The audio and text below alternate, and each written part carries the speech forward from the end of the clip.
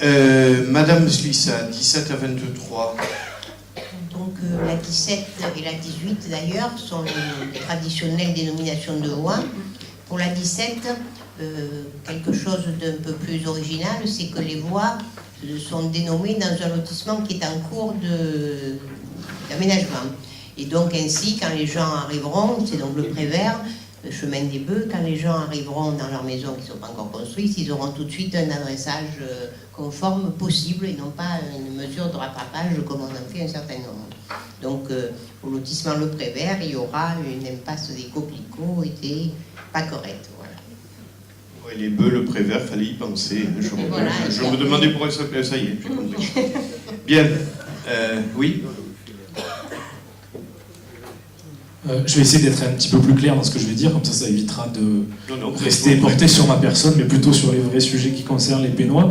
C'est fou parce que les délibérations de 17 se suivent et se ressemblent, et à force, vous allez pouvoir monter une association, les copains d'abord, parce que, juste les faits, ce terrain a été acheté il y a maintenant plusieurs décennies par un ancien adjoint au service technique et à l'urbanisme, terrain acheté pour des misères, puisqu'il était inconstructible car inondable.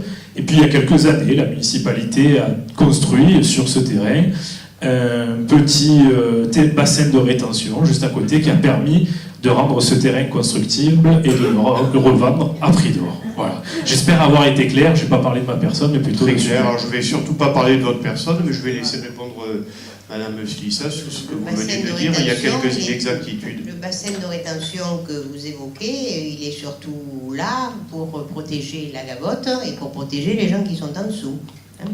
Et effectivement, ce terrain est en train d'être urbanisé dans la partie non inondable. Non, mais il faut dire les choses très clairement, effectivement, répondre très clairement à la question. Il y a deux bassins de rétention en amont. Celui qui est situé à peu près sur l'ancienne carrière des poneys et qui protège effectivement, par définition, ce qui est en aval. Sur ce terrain qui appartenait effectivement à M. Pitavino, qui a le droit d'avoir un terrain, ça avait été l'objet, vous avez raison de le dire, il y a plusieurs décennies, d'un échange avec un autre terrain de la commune situé à Versailles. Mais seule la partie centrale est inondable, et en aucun cas le bassin de rétention qui a été construit a levé une quelconque inondabilité. Ce serait trop beau. Aujourd'hui, nous avons construit, à grands frais d'ailleurs, un certain nombre de bassins de rétention. Ces bassins de rétention sont effectivement destinés à protéger les terrains en aval, mais malheureusement, compte tenu des lenteurs administratives, en particulier au niveau de l'État, dans le cadre des plans de prévention de risques contre les inondations, tous les terrains qui ont été en aval sont restés exactement classés de la même manière. Et ça, il faut le dire très clairement. Non, vous pouvez dire que c'est pas vrai, mais c'est vous qui là êtes dans l'erreur, et je peux vous le prouver, et je demande de fournir les documents d'urbanisme qui vont avec. Les documents qui prouvent que l'exactitude des paroles de M. le maire, bien sûr. Donc à votre disposition, consultable. Bien évidemment. On maintient tous les propos, puisque vous nous avez dit qu'on était dans l'erreur pour la précédente délibération, qui est aussi dans l'illégalité. D'ailleurs, on profitera de remettre le dossier à la journaliste qui est présente ici, comme ça pourra être relaté dans le bilan du conseil. Vous donnez tous les dossiers que vous voulez à qui vous voulez, il n'y a absolument aucun souci. Bien, je mets aux voix qui est pour, qui est contre, qui s'abstient, adopté. La 18. La 18, il s'agit de la nomination d'une voie qui est le lotissement de la campagne Beau Séjour, donc qui prend naissance sur la voie, prend naissance sur la route de la vieille route de la Gavotte, et donc à la demande c'est une impasse aussi bien sûr, à la demande des gens qui l'habitent, ils souhaitent qu'elle soit dénommée impasse campagne Beau Séjour, comme et leur adresse deviendra un numéro bien sûr de impasse campagne Beau Séjour au lieu d'un lot de la campagne Beau Séjour. Voilà. Question, remarque. Je mets aux voix qui est pour, qui est contre, qui s'abstient, adopté. La 19. Il s'agit de la cession de terrain au profit de la commune dans le quartier donc, des Barnouins pour la montée du château. Ce sont des terrains qui appartiennent en indivision à M. Arabcheyan et à M. Maillan. qui cède les parcelles qui sont citées à la commune à l'euro symbolique, de façon à pouvoir y développer quelque chose de communal là-dessus. Oui, je voudrais apporter une petite rectification de mots sur cette délibération. Il a été écrit « souhaite créer un parking ». Je préfère mettre un aménagement. Parce qu'il n'est pas dit qu'on y fera un parking, on y fera peut-être un jeu de boules, c'est d'ailleurs utilisé. Enfin bref, ça peut être aussi un parking de covoiturage. L'essentiel, c'était de récupérer cette parcelle. Je rappelle que pendant de longues années, il y a eu à côté de cette parcelle une ancienne boîte de nuit qui avait brûlé et qui constituait véritablement une verrue. Bon, là, il y a 2 parcelles qui ont pu être récupérées en vue d'une convoi, le Pénélope que certains ont bien connu. On a pu récupérer ces terrains cadastrés 79, 80, 81, 82 pour faire en sorte que ce soit gelé, pour faire quelque chose qui ne soit pas du bâti. Je préfère de loin cette expression. Question, remarque. Du coup, bon, c'est toujours bien quand on a des projets, juste on se permet, sur la montée du château, faire un parking, quelle utilité, c'est la question qu'on pose. C'est ce que je viens de dire. Et même un parking de covoiturage, étant donné les problématiques de circulation qu'il y a à cet endroit-là, ce serait sûrement le mauvais endroit où mettre un parking de covoiturage.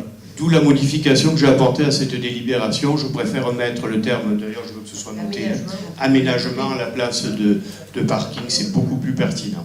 L'essentiel, c'était de récupérer ce terrain et de ne pas l'ouvrir à la constructibilité. J'ai mis aux voix ou pas? Non, je mets aux voix qui est pour, qui est contre, qui s'abstient, adopté. Oui, 2 abstentions. La 20. La 20 concerne une convention d'occupation du domaine public. Il s'agit en fait du local derrière le tunnel du village des Pennes, qui a longtemps abrité donc une poissonnerie. Bon, il se trouve que la poissonnerie La Gracieuse, qui occupait ce local et qui avait une convention depuis novembre 2014, n'a pas réglé les sommes dues sur l'année précédente, et donc on a retiré, et on a rompu la convention avec eux et on a repris le local. Il se trouve que M. Maxime Rousselot a souhaité occuper ce local pour une activité qui n'a rien à voir avec la poissonnerie, puisque ce monsieur est coiffeur et souhaite développer dans ce local l'activité de barbier. Alors tout le monde me dit que c'est très profitable, très à la mode, qu'il y a des clients, j'en vois au moins un, là, c'est ça, 2, là. Donc, voilà, donc ceci c'est la convention qui reprend les mêmes termes de la convention précédente sur les aspects administratifs.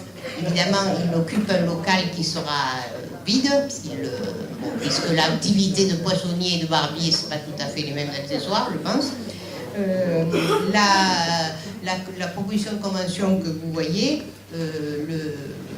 à part la forme qui est la même que la précédente, le montant de la location a tenu compte du temps qui a passé, et s'il y avait eu augmentation comme sur les indices, on serait arrivé donc à cette somme. Donc c'est la même convention, il n'y a que l'objet qui change. Des questions, des remarques? Oui. Je suis très heureux. Est-ce qu'après conseil municipal, où monsieur le maire, vous m'aviez exposé devant tout le monde le fait que je me rasais très mal devant mon miroir le matin. Pas autant que Léonetti, mais pas loin, parce que Jean-Marc va pouvoir en profiter. D'ailleurs, il en faisait signe. Donc, suite à un conseil municipal où vous m'aviez indiqué publiquement que je me rasais très mal devant le miroir, je suis ravi de savoir que vous avez trouvé les services d'un barbier sur la commune qui va pouvoir vous donner de bons conseils. Ah ben moi je me rase tous les matins, après c'est une question d'esthétique et je crois surtout de génération. J'aime bien ces barbes de 3 jours chez les jeunes, ça vous va pas mal, je le reconnais humblement. Jean-Marc, il faut que tu fasses quelque chose. Hein. Bon allez, il faut se détendre un peu quand même. Bien, très bien, j'espère que cette activité marchera. C'est vrai que c'est toujours regrettable qu'une activité commerciale soit en stand-by. Cette poissonnerie initialement avait fort bien marché. Après il y a eu des reprises malheureusement qui n'ont pas marché. Eh ben, écoutez, si ce n'est pas une poissonnerie, surtout qu'on a désormais une poissonnerie très active à l'entrée du village, eh ben ce sera un barbier, pourquoi pas. Qui est pour? Qui est contre? Qui s'abstient? Adopté. La 21. La 21 est liée à la 22 et la précède parce que c'est dans cet ordre qu'il faut faire les choses. Il s'agit donc du centre Marcel Cerdan. Donc le centre Marcel Cerdan a abrité pendant longtemps des hébergements temporaires d'équipes sportives qui venaient ou des choses comme ça. Et puis il y avait le bureau de l'emploi qui lui a été délocalisé. Donc depuis un certain temps, Marcel Cerdan est inoccupé. Donc il se trouve que la Logirem a proposé d'acquérir cette parcelle, parce qu'en fait c'est pas seulement un local, il y a une parcelle, il y a du terrain autour, pour faire des logements sociaux. Alors pour faire ça, il faut que l'on désaffecte officiellement et qu'on déclasse officiellement ce bien, puisque le bien communal est inaliénable. Donc la première délibération, c'est d'acter qu'il n'y a plus aucune activité dans Marcel Cerdan, ce qui, comme je viens de vous le dire, est de fait. Donc il faut peut-être voter la désaffection. Absolument. Donc désaffection et déclassement, peut-être des questions, des remarques. Oui, Monsieur Fuson. Le centre Marcel Cerdan peut être réhabilité et utilisé comme maison des associations. En mettant à disposition ces locaux, nous ferions faire des économies aux associations et à la mairie. Nous voterons contre. Ça, sûrement pas. Voilà, d'accord. Sûrement pas. Je laisse Monique compléter. Il faut l'entretenir, et cet entretien, malgré ce que vous pouvez en penser, c'est pas le coût de location aux associations qui peut compenser cela. Hein. Marcel Cerdan est un bâtiment dangereux. Il a longtemps hébergé ce qu'il est convenu d'appeler un hôtel municipal où on recevait effectivement, lorsqu'il y avait des compétitions sportives qui accueillaient d'autres équipes, des équipes hors commune, on les hébergeait, je dirais, gentiment à la bonne franquette. Aujourd'hui, vu ce qui a été constaté sur ce bâtiment, ce serait une profonde erreur et ça aurait un profond coût que de le réaffecter. Non, là, je suis pas d'accord avec vous. Parce qu'on y avait pensé pour une maison des associations ou autre chose, d'ailleurs. Hein. Non, franchement. Je mets aux voix pour la 21, qui est pour, qui est contre, 3, qui s'abstient, adopté. La 22, conséquence. La 22, donc, constitue la vente de ce bien à la Logirem. L'estimation des domaines pour ce bien est de, comme l'indique la délibération, 595 000 €. Toutefois, puisqu'il va s'agir de faire des logements sociaux, on peut donc convenir d'un autre prix, c'est d'intérêt public majeur. Donc, on convient de 150 000 € de moins pour le vendre à la Logirem, ce qui permet d'avoir un équilibre de l'aménagement et d'avoir la production de logements sociaux que l'on souhaite là. Et par contre, ces 150 000 € de moins-value, nous pourrons les déduire de nos pénalités, de la loi SRU. Donc en fait, on n'y perd rien. Vous savez, concernant les logements sociaux, je vais redire ce que j'ai dit en réunion il n'y a pas longtemps. C'est sûr, c'est facile pour vous de souffler sur les braises en disant qu'on fait des logements sociaux, qu'on va accueillir toutes les populations des quartiers nord. Ça, c'est facile. Alors, premièrement, ce n'est pas vrai. Deuxièmement, au-delà de la loi qui s'impose, en effet, mais je l'ai dit il y a 3-4 jours, je ne me cache pas derrière le petit doigt de la loi, on a besoin de logements sociaux. On faisait ce matin un petit peu une approche des populations qu'il y a sur la commune. Il n'y a pas que des gens qui roulent sur l'or, hein, loin de là. Tout le monde ne peut pas être propriétaire de ces logements. Je me suis toujours efforcé d'avoir une politique de logements sociaux dans le cadre de ce contrat de mixité sociale que vous n'avez pas approuvé lors d'un conseil municipal, mais clairement que je revendique. Hein, cette signature, je ne l'ai pas faite en catimini. On a besoin de ces logements. On a besoin de ces logements pour deux raisons. D'abord parce qu'il y a des gens qui en ont besoin, là, tout de suite, du fait de leur situation financière et de leur situation sociale. Mais il y a une autre raison. Pas de logement, pas d'activité économique. Donc, c'est vrai que c'est pas facile pour nous. C'est pas facile pour nous parce qu'on est pris entre plusieurs feux. On est pris entre le feu de l'État, qui est assez contraignant à notre égard, c'est vrai. On est pris entre le feu de ce que vous pouvez colporter. Et c'est pas facile d'entendre qu'on va dévaloriser les logements des gens, qu'on va accueillir les racailles de je sais pas où. C'est pas facile. C'est pas facile. on fait du mieux possible en essayant de répartir ça sur l'ensemble de la commune. Notre commune est très étendue depuis les portes de Vitrolles à celle de Marseille jusqu'au plateau de l'Arbois. On a essayé, dans le cadre du travail qui a été fait par la direction de l'urbanisme et plutôt bien fait, d'essayer de faire en sorte que ces logements sociaux ne se regroupent pas comme des ghettos, mais soient répartis de façon un petit peu harmonieuse sur la commune. Et le centre Marcel Cerdan, qui véritablement n'était plus viable, sauf à faire des travaux considérables, c'est pour ça que je me permets de vous dire, non, ça n'aurait pas été une bonne affaire pour la commune quant aux associations. Bien sûr, hein, c'est facile, elles rentrent dans un local, elles n'ont rien de plus à demander. Non, ce n'était pas le bon plan. Donc ce travail qui a été fait sur le centre Marcel Cerdan, oui, clairement, nous le revendiquons. Monsieur Amaro.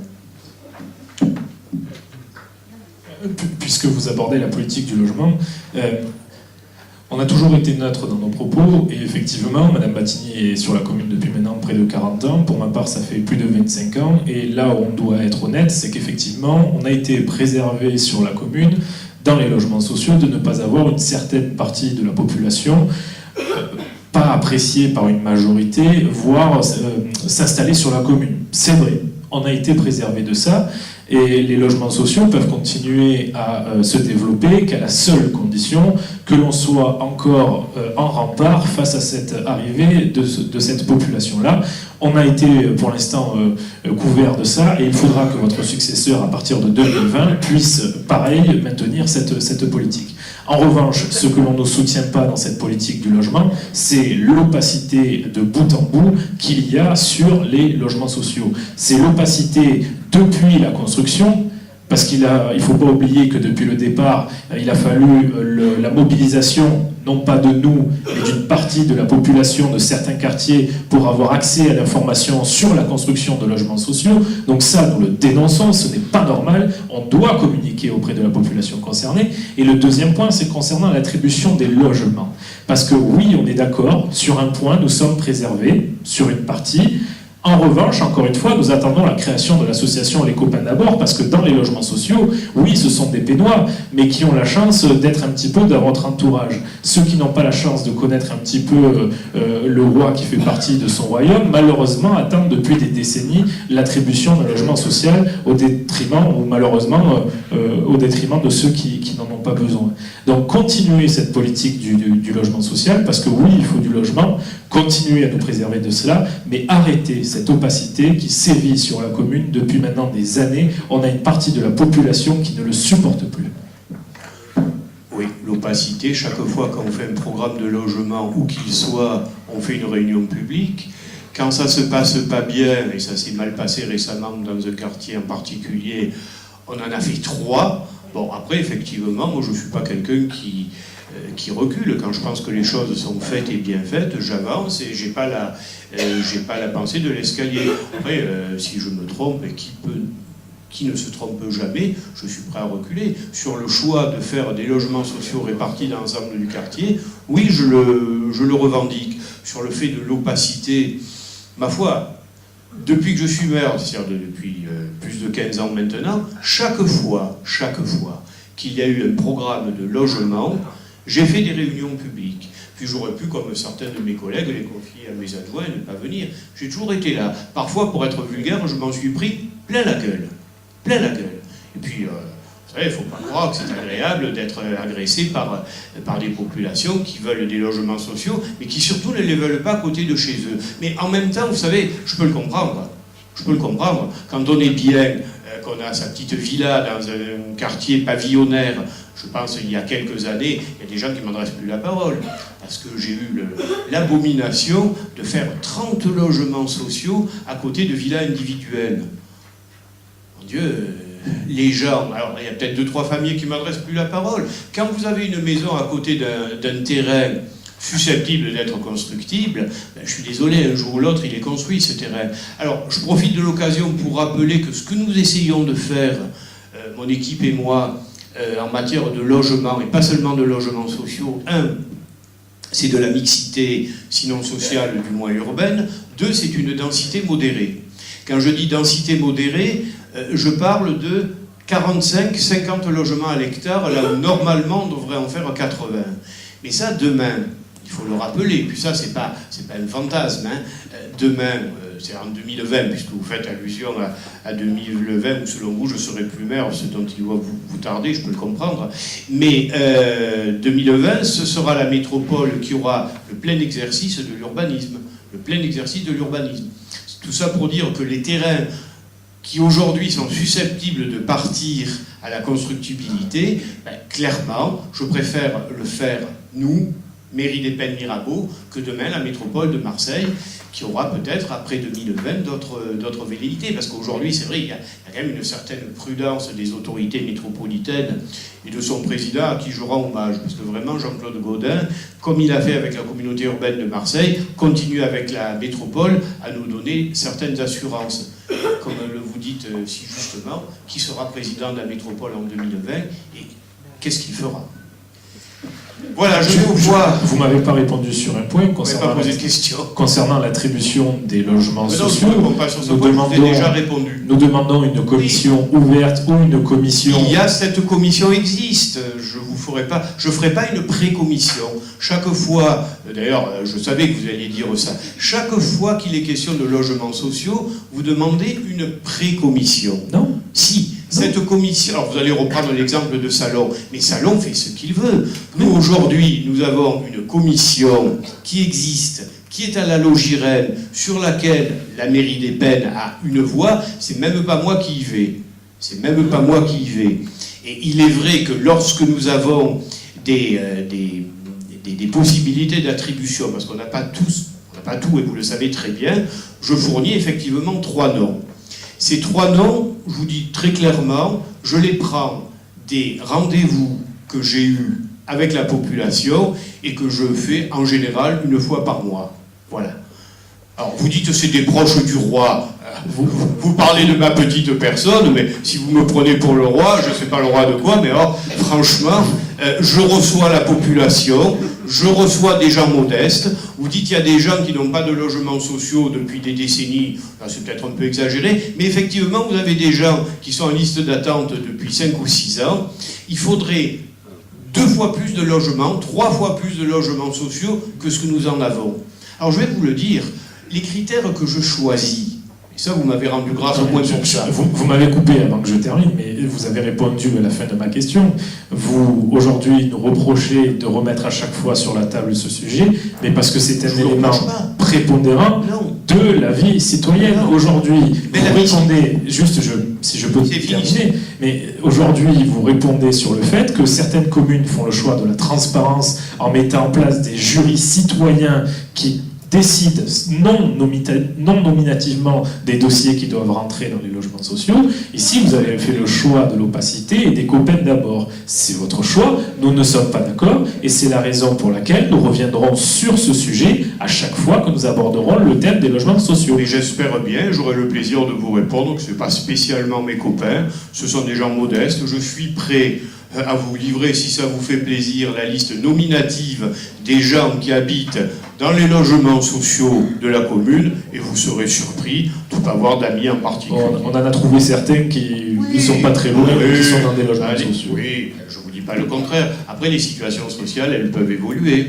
Elles peuvent évoluer. À un moment donné, je le répète, il y a une commission qui existe au niveau du bailleur social. Je ne ferai pas une deuxième commission de type participation citoyenne parce que je suis plutôt porté sur une démocratie représentative et pas participative. Alors je sais qu'avec les réseaux, qu'est-ce que vous voulez, après c'est une question de génération, hein, les réseaux Facebook et ainsi de suite, où on dit tout et n'importe quoi, c'est pas ma culture. Moi je suis pas de la génération copain d'abord, ça c'est sûr. Oh, on verra. On verra. Oui, monsieur Puzon. Avec le projet de loi Égalité et Citoyenneté, c'est un véritable transfert de pouvoir sur les attributions de logements sociaux au profit des métropoles et des préfets. Ces derniers pourront imposer certaines décisions au détriment des maires et des bailleurs sociaux. Autrement dit, fini le clientélisme et bonjour les ennuis. Ah, autrement dit, vous préférez le clientélisme que les ennuis. Je vous comprends. Avec vos amis d'extrême gauche en 2015, c'était le projet que vous portiez, le projet pour lequel vous avez milité, et maintenant le projet que vous appliquez. Ce projet est complètement fou et risque de pousser à la ruine de nombreux propriétaires qui verront la valeur de leurs biens s'effondrer. Vous avez récité votre catéchisme? Je réponds pas. Je préfère ne pas répondre. Vous pouvez pas répondre, c'est normal. Mon pauvre ami, vos illustres prédécesseurs d'extrême droite, mais vous n'êtes plus d'extrême droite, c'est bien connu, menaçaient déjà. Ma première élection, c'est 95. Je n'étais pas maire, hein, mais ma première élection, c'était 95, et le Front National balançait déjà les tracts sur les barres et les tours. Mais vous savez, vous qui connaissez si peu les peines Mirabeau, c'est pas le cas de M. Amaro. Il m'a rendu grâce sur un point, je lui rends grâce sur un autre. Vous ne connaissez pas les peines Mirabeau. D'ailleurs, vous n'aimez pas les peines Mirabeau. Vous voulez que je vous dise? La seule chose qui vous intéresse, c'est de faire des voix pour accéder au pouvoir, votre mouvance politique. C'est ça votre logique. C'est ça votre logique. Parce que les Pénois, ils ne sont pas dupes, vous savez. J'ai été élu 4 fois au premier tour. Et en mettant en avant qu'il fallait du logement social. Alors peut-être qu'un jour vous prendrez le pouvoir au niveau national, mais croyez-moi, sur les peines Mirabeau, c'est pas demain la veille. Ils sont pas dupes, c'est vrai, vous avez raison. La dernière fois qu'on a été candidats l'un contre l'autre, vous avez perdu. Et vous avez appelé à voter contre moi, et j'ai fait près de 54%. Et oui, au départemental. Oui, au départemental, oui, pas élu sur Bordeaux, et que je sache, vous avez appelé à voter contre moi, et j'ai fait quasiment 54% sur la commune. Allez, donc vous avez raison. On se retrouvera à la mairie, cher ami. Faites-moi confiance. Allez, je passe aux voix. Qui est pour? Ben, écoutez, madame, vous relisez le contrat de mixité. Ah, pour Marcel Cerdan, Monique? Je le consulte les tableaux du contrat, hein, de toute façon. Alors, où il est, lui? Il est dans l'autre feuille. Bon, on vous le communiquera. On vous le communiquera. Non, mais en fin de conseil, cherche ton truc, on met aux voix, en attendant, de toute façon, vous avez voté contre, alors c'est pas la peine de se... Et on vous transmet les chiffres. Donc, qui est pour? Qui est contre? Voilà, 3, qui s'abstient. Ne manque pas de communiquer les chiffres à ces messieurs, dames. Allez, la 23, on continue. 24, je crois. Non, 23. 23, oui. Il s'agit donc d'une délibération que l'on prend traditionnellement chaque année, dans cette période. C'est le bilan de l'ensemble des cessions-acquisitions faites par la commune c'est considéré comme l'exercice 2015, c'est en fait entre juin 2015 et juin 2016. Il n'y a rien de nouveau que nous ne sachions, puisque ce qui est cité a fait l'objet de délibération. D'une certaine manière, il y a des servitudes, il y a des acquisitions, il y a des... Oui, ce n'est jamais que la somme de ce qui a été délibéré de par le passé. C'est un récapitulatif qui est demandé légalement. Hein. Question, remarque, oui. Monsieur Fuzon. Parcelle cadastrée d'une superficie totale de 3489 m². Le but de cette acquisition est la revente des terrains à la Logirem afin que cette dernière y réalise un programme de logements sociaux. La commune a conclu un bail amphithéotique. Vous voulez que je vous explique ce que c'est de 55 ans avec la Logirem sur 62 logements. La ville a souhaité réaliser ce bail en cours et céder son patrimoine à la Logirem avant son terme par délibération. La commune des Pays de Mirabeau, le PFAK, a cédé à la Logirem un terrain sur le site Reggio d'une superficie totale de 1980 m². Cette cession, qui s'est effectuée pour un montant de 235 000 € a pour objectif la réalisation de logements sociaux. Nous voterons contre. Mais bien sûr, vous êtes contre les je logements suppose sociaux. que vous avez dû voter contre aux délibérations que vous citez, puisque c'est exactement la même chose. On le vérifiera. Mais de toute façon, à partir du moment où on est contre le logement social, au moins les choses sont claires. Vous irez expliquer ça aux Pénois qui en ont besoin. Parce qu'à un moment donné, c'est facile de pointer du doigt la politique que je peux avoir en matière de logement. Mais moi, je pointe la vôtre. Parce que sur les peines Mirabeau, le logement social n'a jamais provoqué de nuisance. Et croyez-moi, tant que je serai là, il n'en provoquera pas. Alors vous appellerez ça clientélisme, vous appellerez ça opacité, vous appellerez ça comme vous voulez, mais jusqu'à présent, les Pénois ne sont pas dupes. Ils savent très bien que j'ai tenu le coup là-dessus. Très très bien. Oui, mais avec le projet de loi citoyenneté et égalité, vous aurez plus la maîtrise Oui, ben écoutez, on est proche d'élections nationales, il y a de l'eau qui coule sous les ponts, et les choses ont le temps de changer d'ici l'année prochaine. Croyez-moi. Allez, bilan, pardon, monsieur Marot. Il y a quand même des projets qui sont interpellants.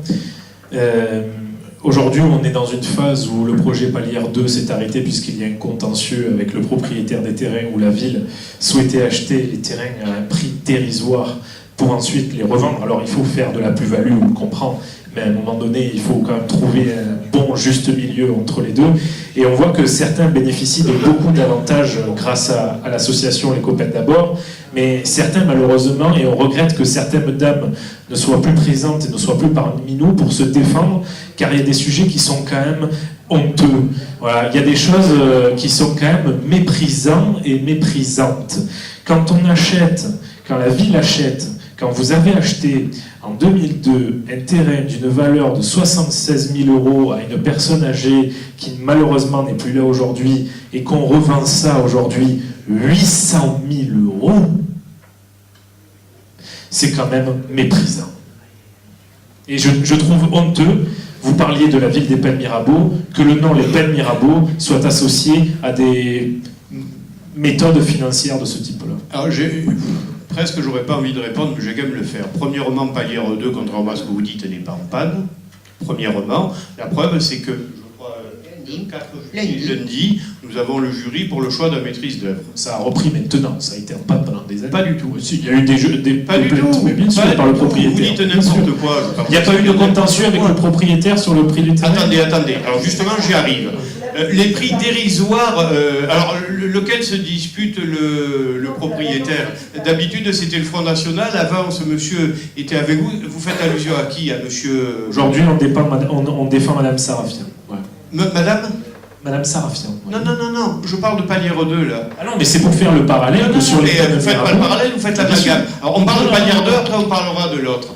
Palière 2, le prix dérisoire. Mais vous qui êtes si respectueux de la légalité, je vous rappelle que ce prix dérisoire, il a été fixé à 33 € par le juge. Par le juge. C'est tout, c'est pas moi qui l'ai fixé. Nous, on était partis sur la base de 30 à 35, le juge l'a fixé à 33. C'est tout. Si on monte beaucoup plus, ça se répercutera sur l'équilibre, c'est tout. Donc, je veux dire, Palière 2 n'est pas du tout en panne, et Palière 2 se continuera avec peut-être des réajustements de prix pour essayer de gagner du temps, mais Palière 2 n'est pas en panne. Ça, c'est le premier point. Le terrain auquel vous faites allusion, écoutez, à l'époque, j'ai acheté effectivement pour la mairie un terrain qui n'était pas constructible, sur lequel on a fait des modifications pour faire une résidence senior. Je veux dire, on ne fait pas une mauvaise opération, on fait une résidence senior, premièrement, c'est porté par Nissil, et en même temps, on fait une opération financière. Moi, je suis désolé, qu'est-ce que vous voulez que je vous dise? Si vous considérez que j'ai fait gagner de l'argent aux Pennes Mirabeau et qu'il ne fallait pas le faire, c'est votre droit le plus. Non. Si. Du tout. Si, je dis juste. Mais non, parce que vous avez... tout le monde l'a entendu. Vous vous emberlificotez. Je vais juste répéter ce que j'ai fait gagner de l'argent aux Pennes Mirabeau et j'ai fait une résidence senior. Voilà. Je répète juste ce que j'ai dit.